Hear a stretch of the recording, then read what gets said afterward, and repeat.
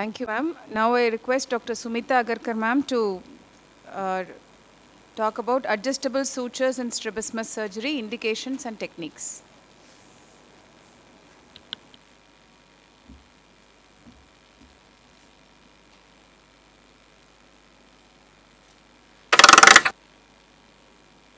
So, good morning everyone.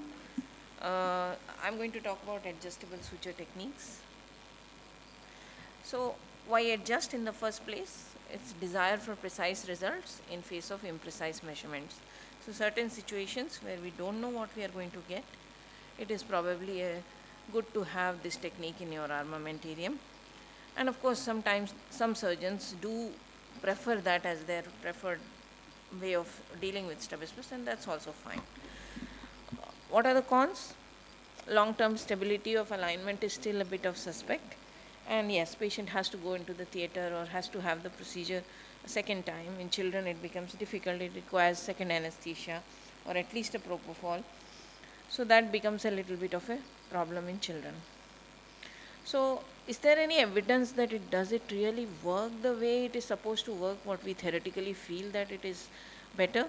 So in a review of 2013, there was no RCT data available.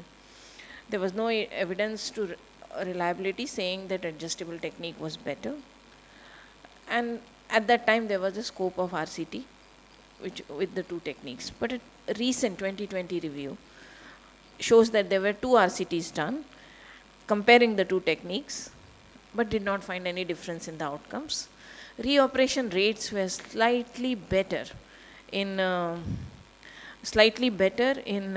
people who used adjustable sutures, but they were significantly better compared to those who were used surgery was done on adjustable technique.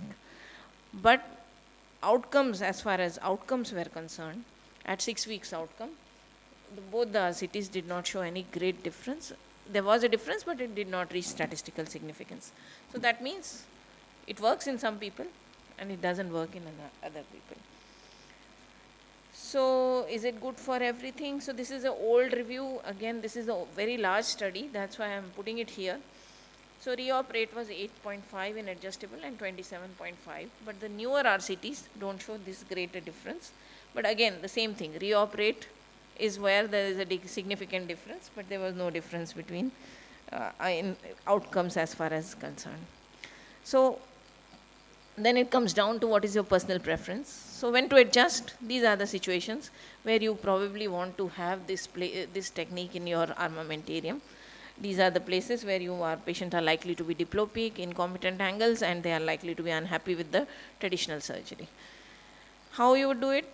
There is a sliding noose technique, there is a bow tie technique, and there is a newer with Nihalani et al. Producing a short noose technique. Advantage of a short noose technique is that it does not require too much of manipulation, and it is much easier to manipulate in a and it doesn't require any sedation or anesthesia.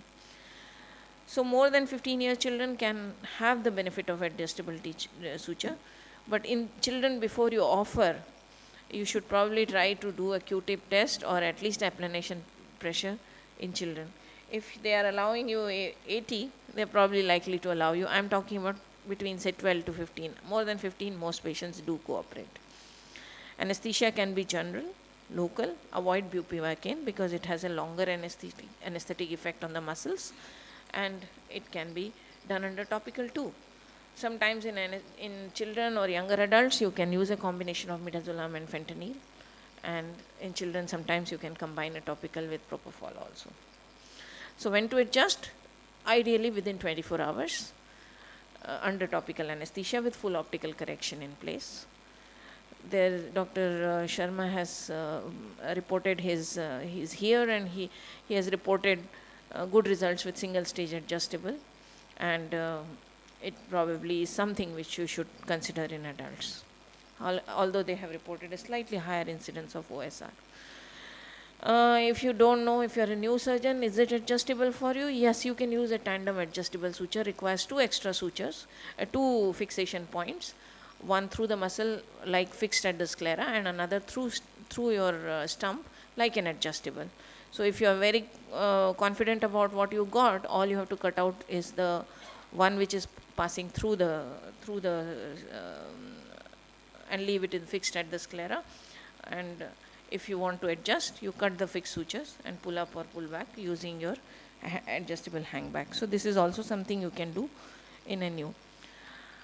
Endpoint of adjustment, probably a small ET for intermittent exotropia, a small ET or on point for sensory exotropia. Accommodative esotropia, you probably want to leave with a small ET only. I think there is a small mistake. And esotropia, you probably aim for just ortho or little under. These are the complications can happen. These are common for any strabismus surgery. Nothing special with the ortho, but suture related granulomas are a little bit more common because you are going to leave a longer length of the suture. So what are the practical pearls? You should probably have a bucket handle suture to keep it, to use a muscle to manipulate the eyeball when you are adjusting, because sometimes that becomes painful and when you want to little bit. So having that suture which is just kind of a loop through the sclera, it helps. Your assistant can move your eye with that using a bucket handle without touching anywhere in the eye. It is relatively easier to pull up the muscle than to push it behind. So sometimes it's probably better to leave them a little more than what you anticipated. Limbal incision gives better exposure, better closure, and better easier for adjust. But short noose technique you can do very successfully with a fornix incision also. Beware of the oculocardiac reflex and keep the anesthetist in hand, nearby at least. And conjunctival closure sometimes gives you a small recession effect. Do not plan very large recessions on adjustable because they don't work very well. Thank you for your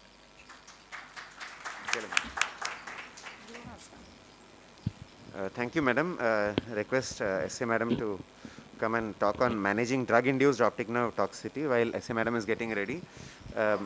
I have a question for Sharma sir. Sir, this debate of adjustable versus conventional has always been there, and single stage versus two stage. So your comments, sir.